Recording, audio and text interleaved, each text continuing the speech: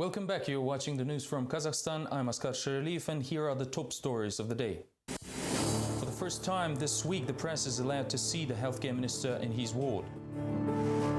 Bread prices increase in Semey due to the shortage of flour. UN official calls for tougher punishment for tortures of prisoners.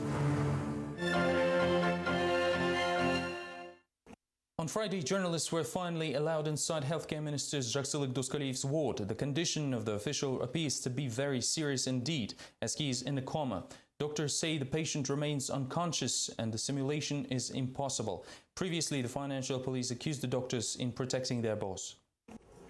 The chief physician of the country was placed in a separate ward. Jaksillik Doskaliev has a breathing mask and is connected to various sensors that show the work of his body. The minister is unconscious and it is unknown for how long he will remain in a coma. Doctors say that the respiratory failure has disrupted the heart rate. The patient was brought here on September 26 in critical condition, which resulted from the general cerebral syndrome. He had high blood pressure and was connected to artificial lung ventilation system. Doctors decided to show Doskaliev to journalists immediately after the statements of the financial police. On Thursday, the agency spokesman Murat Zhumabay revealed a video where a person, supposedly Doskaliev, is seen moving and is not attached to any equipment. Zhumabay said that the financial police will conduct an objective investigation.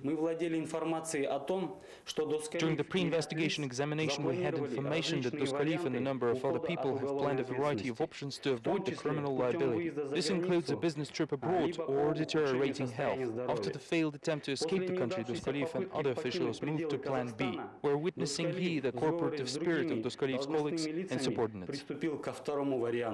This is not the first scandal in the team of Prime Minister Karim Masimov. Just a week ago, the Education Minister Jensey Tuminbayev was also dismissed from his post. Before that, the Environment Minister Nurlan Iskakov was sentenced to 4 years for abusing his power. Anara Mishimbayeva, the chair of the Statistics Agency, is on the international wanted list for almost a year. The financial police seem to circle on the cabinet with the only question that comes to mind is who will be the next on the list of the victims. Manfred Novak, the UN Special Reporter on Torture, said on Friday that Kazakhstan needs to create a police force to control the police. The international expert insists that the investigation of torture cases should be done by an independent organization vested with all necessary powers, including the right to arrest delinquent police officers. During his visit to Kazakhstan, Novak visited 14 prisons and concluded that the regime in the correctional facilities is more punitive than upbringing. The UN Special Reporter Manfred Novak proposed to toughen the penalties for torture of inmates by policemen and prison guards. In total, Novak gave 35 recommendations to the country's authorities, of which about 10 relate to changes in the legislation, and added that the torture cases should be investigated by an independent organization. And the donor community, and in general, I should say that the fact that a little more than 1 year after my mission to Kazakhstan, such a follow-up mission is taking place represents best practice.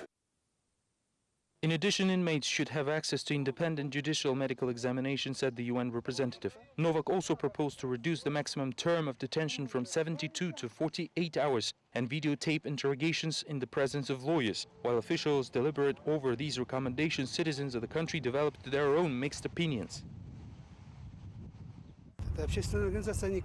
If it would be a public organization, which powers would it have? I don't think this will be necessary. We live in a time when anything is possible. I believe someone should control everyone as well as their work.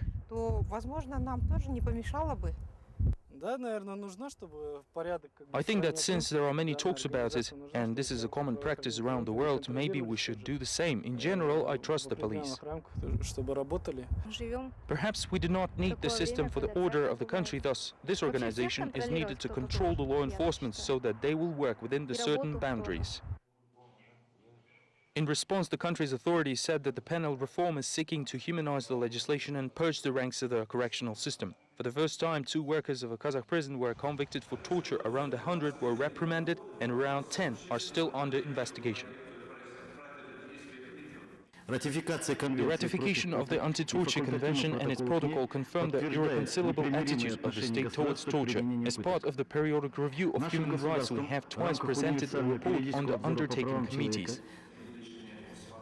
The use of torture in Kazakhstan extends far beyond isolated incidents. Novak says he found a punitive system of criminal justice in Kazakhstan instead of the correctional. In their turn, officials promised to develop a bill under the end of the year aimed at preventing torture.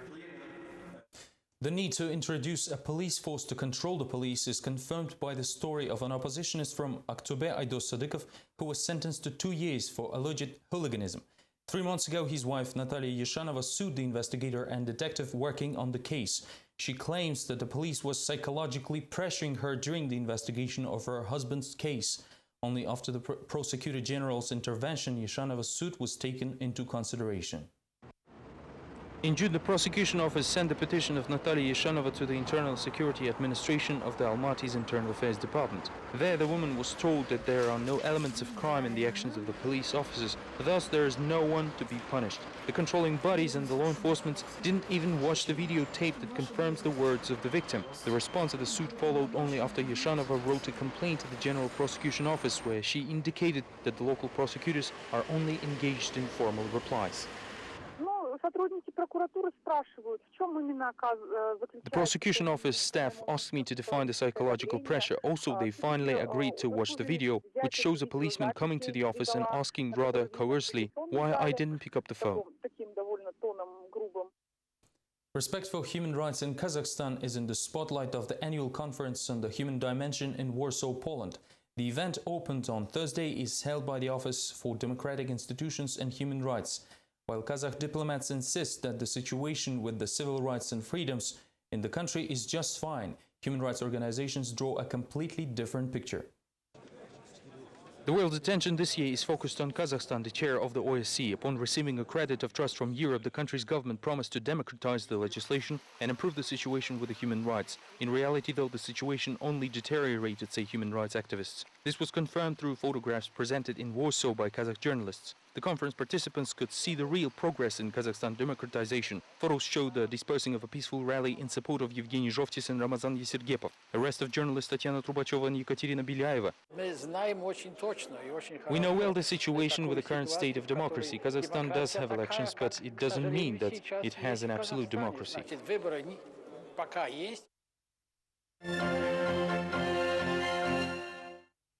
Despite of government's orders and officials' promises, the prices for basic foodstuffs have grown in some parts of Kazakhstan. The most recent price increase was reported in Semey, where a loaf of bread now costs 3 cents more than on Thursday. The prices for bread in Semey have risen by 3 cents. The cost of dairy products and cereals also increased. The authorities of the city, however, do not think the situation is critical. We are talking about a small group of primary foodstuffs. They will grow in price somewhere by 5 to 10% because of the deficit. The first who felt the price rise were pensioners who celebrated the Day of the Elderly on October 1st. The holiday was spoiled because now seniors will have to calculate their meager pensions even more carefully. Each new rise doesn't add happiness maybe for the government, but definitely not for us. Meanwhile, only a month ago the government promised that the prices for the primary foodstuffs will remain the same. The regions hope that the stabilization fund will take care of bread in particular. Apparently, though, the system doesn't work in Semey. On Friday, pensioners of the country marked the International Day of the Elderly. The main news discussed by the seniors on this day was the promised increase of pensions by 30% starting January next year. In addition, the Ministry of Labour and Social Protection reported that it is ready to revise payments by category of work, experience and age. Once again, happy holiday. We wish you good health, happiness and hope all your dreams will come true. On the International Day for the Elderly, the movement of pensioners protection Pokolenie, the generation, celebrates its 18th birthday. The director of the Almaty Center of Pensions, Gulbarshin Tunalina, is one of the few guests. The woman says that generation's leader, Irina Savostina, helps to solve the problems of pensioners using the telephone right. It appears that a janitor or a postman get a pension of $270, while a scientist that discovered gold. On the eve of the holiday, Irina Savostina sent an inquiry to the general prosecutor. She wants to know who in the Ministry of Labor and Social Protection worked with the recalculation of pensions in 2005. A group of pensioners want to sue the officials for their poor performance. It appears that a janitor or a postman get a pension of $270, while a scientist that discovered gold deposits or a kolkhoz chairman receives only $100. What they were thinking.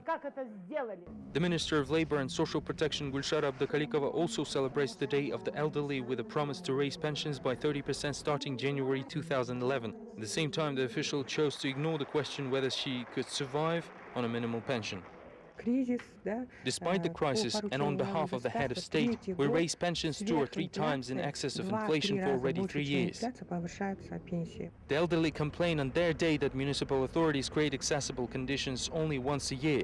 During the holiday, seniors can get a haircut with a 50% discount, free travel by bus or taxi, or wash for free in public baths. In the remaining 364 days, pensioners have to count their every penny.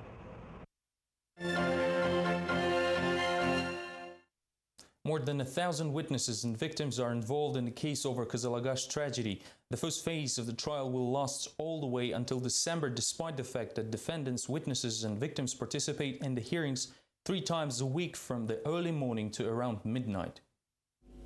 The court will need no less than 3 months to listen all testimonies of victims and witnesses of the Kazakhstan tragedy in the Almaty region. These calculations were produced by the judge Damira Akhtyamova, while the 5th hearing started on Friday morning. We speak of material damages worth millions, but why would I need it? I can't return my mother and father.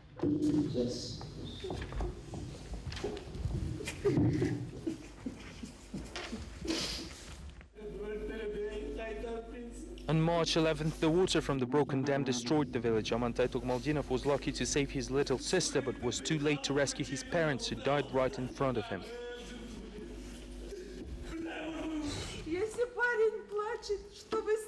If the boy is crying, what are you going to take from us?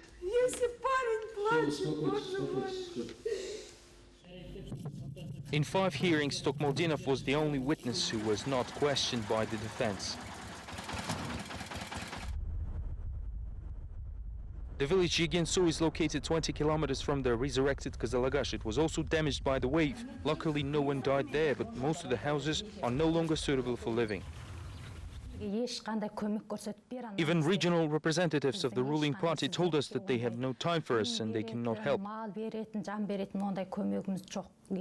Some of the constructions were rebuilt completely, others restored. The school and village administration were repaired and a new kindergarten built. Nevertheless, people say that it is extremely hard to receive any kind of help.